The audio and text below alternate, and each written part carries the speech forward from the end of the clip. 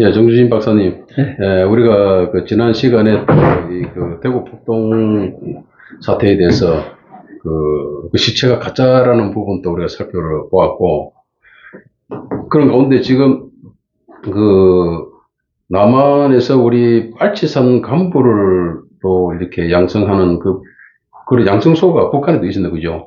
강동 정치학원이라는 부분이 있는데 그 부분에 대해서 우리 한번 오늘 또 이 시간에 한번 살펴볼까요? 예, 예.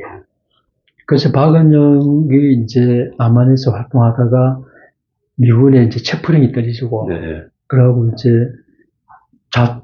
전평에서 네. 총파업을 하고, 네, 대구 이제 폭동 사태가 일어나니까 10월 6일 날 북으로 넘어갔지 않습니까? 네, 그러나 북으로 넘어가서 네. 박은영은 뭘 했느냐. 네, 거기에 대해서 좀 알아보도록 하겠습니다. 네, 그 북한으로 넘어간 박은영은 네, 북한으로 넘어가서 남로당, 네, 그 남로당은 1946년 11월 23일 날 네, 창당이 됐습니다. 그래서 지난번에 잠깐 말씀을 드렸는데, 네, 남한에 이제 조선공산당, 박은영이가 있던 네. 조선공산당하고, 그리고 저쪽에 여운형이 주도하는 조선인민당, 네, 그리고 또 백남원이 주도하는 신민당, 네. 3당이 합당해서 남한노동당, 네, 남노당을 창당을 했는데, 네, 이 창당을 하고, 그리고 북한에 넘어간 상태에서 남쪽에 남노당이 창당이 되니까, 그 남노당을 지도할 창구가 필요한 거 아닙니까? 그래서 우리가 북한의 대남 공작 기관을 보면, 네. 연락자가 많이 됩니다, 연락소. 네. 그게 이제 북한의 대남 공작 지휘소에서 네. 남쪽하고 연락한다는 거예요. 네, 그래서 이제 처음에 네, 남북이 분단되고, 네, 조선공산당 북조선 분국이 생겼을 적에, 네, 그때 이제 1945년 12월 달에 모스크바 삼상회의가 네. 발표가 되니까, 네, 처음에 박은영 남한에서 네. 신탁 통제 안 된다. 반대를 했어요. 네, 그러다가 12월 말에서 북한으로 비밀이 올라갑니다. 네. 가서 소련군 사령부하고 네, 김일성을 만나보니까, 네.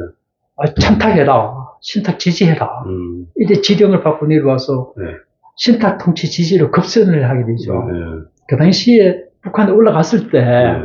박은영이가 네, 김일성하고 합의 본 게, 네, 남북을 연락하는 연락 루트를 개척해야 됐다. 네, 그걸 이제 합의하고 내고 왔습니다. 네, 그래서 조선공산당 북조선 분국에 네, 연락실하는 조직이 생겼어요. 네.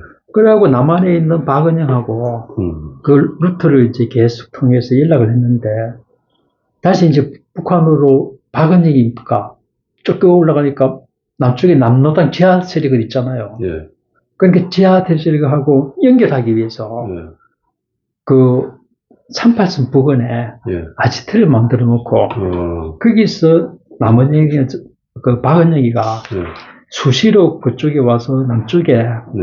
이섬역, 김삼룡, 김삼룡. 네, 이런 사람들을 네, 이제 불러가지고, 네, 그때만 해도 38선은 뭐 느슨했으니까, 네, 그래서 이제 박은영이가 투쟁 지침을 하더라고. 네, 그 박은영은 이 투쟁 지침을 네, 스티코프한테 지령받아서 네, 연락하고 이런 식으로 운영을 했는데, 네, 그렇게 연락 루트를 개척하는 거 이외에 박은영이가 올라가서 한 큰 일이, 그 빨치산 학교를 만든 겁니다. 아, 빨치산 학교. 네. 그 이제 남노당이 창당이 됐지만은 남한에서는 불법화됐으니까 네, 공식적으로 좌익 활동을 할 수가 없는 거예요. 그렇죠. 네, 그러니까 북한에서 좌익을 남한에 네, 빨치산 게릴라들을 만들어서 난파시키는 학교를 한다. 네, 이래가지고 그 당시에 이제 남노당이 계속 이제 그 경찰하고 군의 추적을 받으니까 네, 북으로 올라가는 애들이 많았어요. 네. 남아서. 그 대구 폭동 사태 때도 관계자들이 북으로 대거 올라갔습니다. 그 가서 북한에 이제 간부들이 갖고 6.25 전쟁 때 네, 많이 또 내려왔어요. 그래서 이제 박정희, 윤보선이 1963년도 대선 때 그때 박정희를 까는 방식으로 윤보선 쪽에서 대구는 조선의 모스크바였다. 이렇게 또 막 까니까 그 당시에 대구 시민들이 무슨 우리를 전체 빨갱이로 몰아갔냐 이래갖고 윤보선 나중에 김대중 대통령 해보려고 보면, 네. 그 당시에 박정희가 근소한 차로 윤보선을 이겼습니다. 예. 그리고 왜 그렇게 윤보선이 실패했느냐. 음. 이념, 그 사상 시비를 예. 대통령 선거를 해서 윤보선이 실패했다. 음. 그 대구 시민 전체를 빨갱이라고 그랬으니까 당신한테 표가 나온 거죠. 예. 그렇게 비판한 자료를 어디 봤습니다. 예. 그러니까 그 당시에 많은 사람이 북으로 올라가니까 예. 북에서 예. 그 당시에 일제강점기 때 그 주소가 보니까 평안남도 강동군 성호면 대성리 가는데 예. 대성 탄광 자리가 있었는데 예. 거기에 이제 근로자들이 묵을 수 있는 합숙소하고 예. 뭐 식당 이런 게 있으니까 네, 거기다가 네. 강동 정치학원, 강동 이래가지고 학원을 하나 생겼어요. 예. 그 이제 말은 학원이지만 네. 남로당 시민들이 북으로 오면 네. 그 숙소로 자기도 하고 교육도 받고 그래서 김일성 계열들은 네. 지금 박은영 학교다. 아하, 박은영 학교다? 네, 이렇게 이름을 네. 냈습니다. 그런데 그 당시에 박은영 그 강동정치학원이 1948년도 1월 1일 날 개원돼가지고 6.25 때까지 예. 1950년 6월 25일까지 2년 7개월간 유지가 됐는데 한 4천여 명을 양성을 했대요. 그게 이제 30% 정도가 여자고. 근데 그 원장을 재소 한인 2세, 예. 소련에 살던 한인 2세 박병률이라고 하는 사람이 박병률, 네, 그 원장을 했는데 그 기순하신 분 아닙니까? 기순 안 하고 그 탈레인제 때 그 한국에도 왔었어요. 그 소련에 계속 살았어요. 소련에 네, 살았네. 그 1994년도에 돌아가셨는데 이 양반이 계속 그 원장을 했기 때문에 그 당시에 또 한국에 왔을 적에 중요한 정언을 남겼습니다. 그러면 자기가 학원 원장하면서 운영해갖고 잘할 거 아닙니까? 그 이 정언, 그 양반의 그 구체적으로 그 학원의 실상에 대해서 정언한 거를 보면은 그 북한에 이제 주둔한 소련 군청 사령부가 남한의 이제 그 게릴라들을 빨치산들을 해서 남한의 후방을 교란시키기 위해서는 게릴라들을 양성해야 되는데 그 당시에 이제 지리산에 게릴라들이 많았죠. 빨치산들이. 그게 대구 사태, 여순 사건 이런 식으로 사건이 일어나면서 군경에 쫓긴 사람들이 산으로 올라가고 산사람이 된 겁니다. 그 당시에 이제 민간에서는 산사람이라고 그랬죠. 산에서 내려오지도 못하고 밤에 막 밤북으로 와서 산으로 돌아가고 이런 사람들이 50년대 중반까지 소백산면에 있었어요. 잔당들이. 그렇죠. 우리 어릴 때도 뭐 빨치산 이야기 많이 있었죠. 많이 들었고. 그 이제 박병률 정언에 보니까 평양의 소련군청 사령부가 그 당시에 그쪽 말로는 남조선의 혁명전선을 지도하고 역vik전을 펼 수 있는 간부와 빨치산 양성이 시급하다. 이래 소련 공산당에 보고해가지고 이 학교 운영 자금을 받아내가지고 박병률 자기가 임명이 돼가지고 이걸 했는데 그 당시에 그 강동 정치학원 교육생들은 사석에서 박은영 보고 조선의 대내이다. 그 이제 박은영을 띄워주는 거죠. 그렇게 이야기하고 박은영이도 일주일에 한 번은 꼭 들렀다. 이렇게 이야기를 하고요. 그리고 그 정언 중에 대단히 중요한 말이 여수원 사건이 1948년 10월 19일에 났지 않습니까? 그리고 그 당시에 강동 정치학원생 180명을 밀파를 해가지고 사복을 입혀가지고 밀파를 해가지고 그다 투입을 했다는 거예요. 참 중요한 사실 아닙니까? 그죠? 여수 사건을 조정하기 위해서 직접 침투해가지고 들어갔다. 그리고 이 사건 이외에 남한에서 이제 그런 사건이 일어날 때마다 그 교육생들을 밀파했다.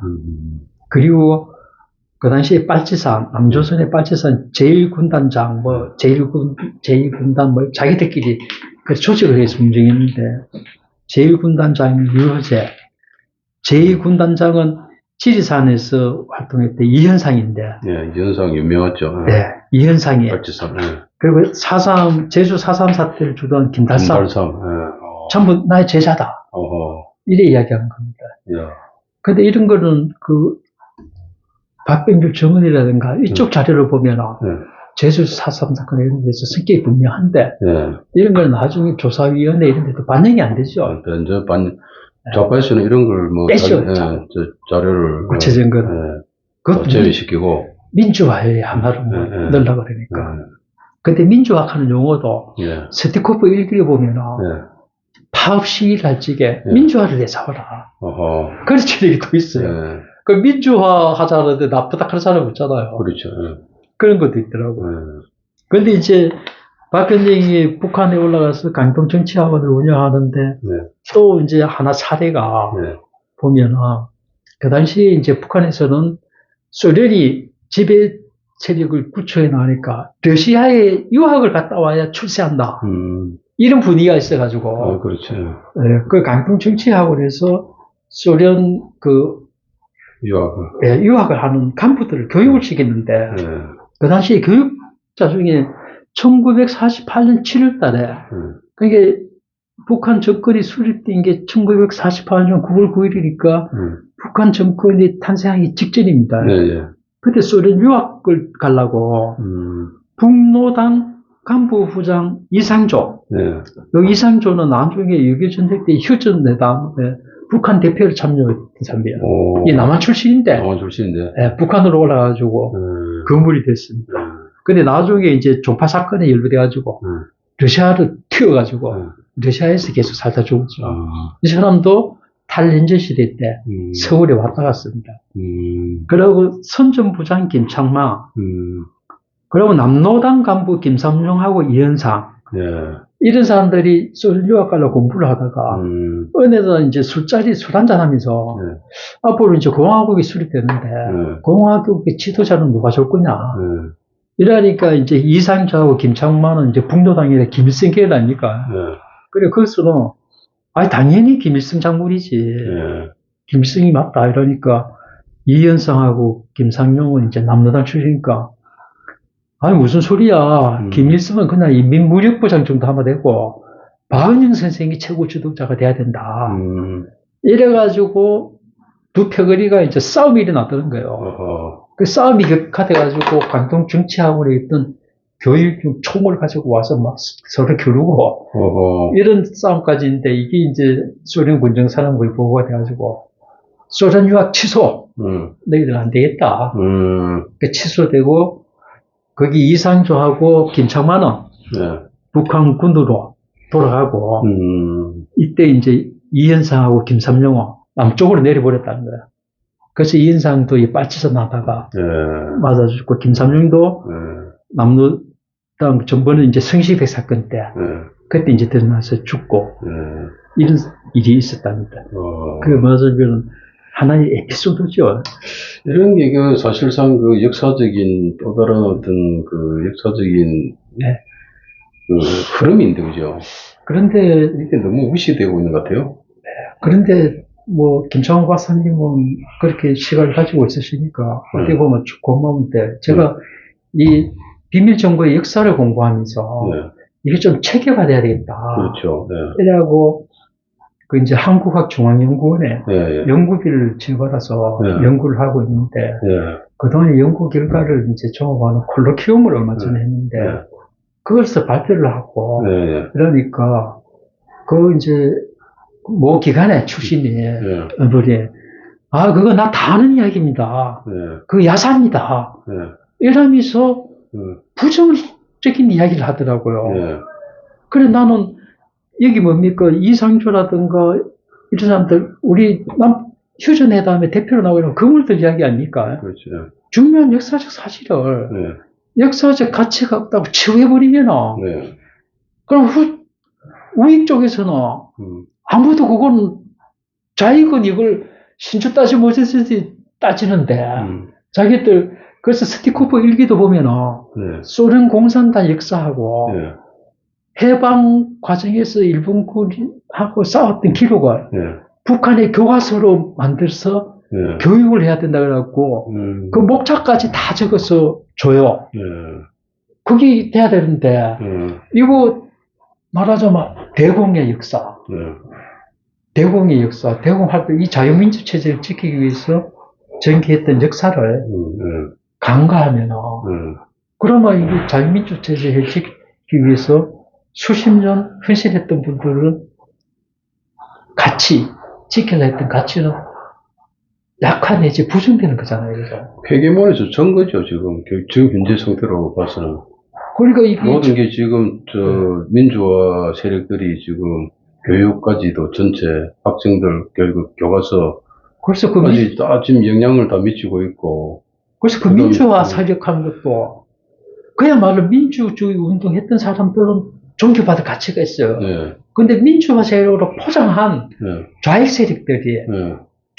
주축을 이뤄가지고 민주화를 포장을 하거든요. 지금 나라를 갖다가 지금 주도를 하고 있으니까. 네. 그래서 스피커프 일기에도 보면은 네. 파업하고 시야제 민주화로 예, 포장을 해라 하는 지리가 내려갔잖아요. 예, 그러니까 민주화 하자는데 누가 몰락합니다. 그러니까 이제 실제로는 공산화 하자는 길인데 예, 민주화로 포장을 하고 있는 걸 목적을 가리기 위해서 우리가 진짜 빈곤한 스튜디오 환경에서 우리가 굳이 TV도 하고 이러지만 어떻게든 좀 진실을 알려보자. 네. 사실을 네. 이게 그 학술적으로 잘 정립이 되든 안 되든 네. 사실은 알려야 되겠다. 이래서 우리 후세들한테 네. 그런 거라도 조금 알려져 해서 이런 걸 방송을 하고 있는데 네.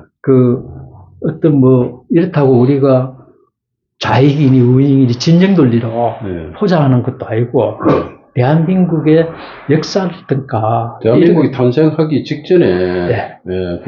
어떤 상황이 있었는지 해방전국에서 네.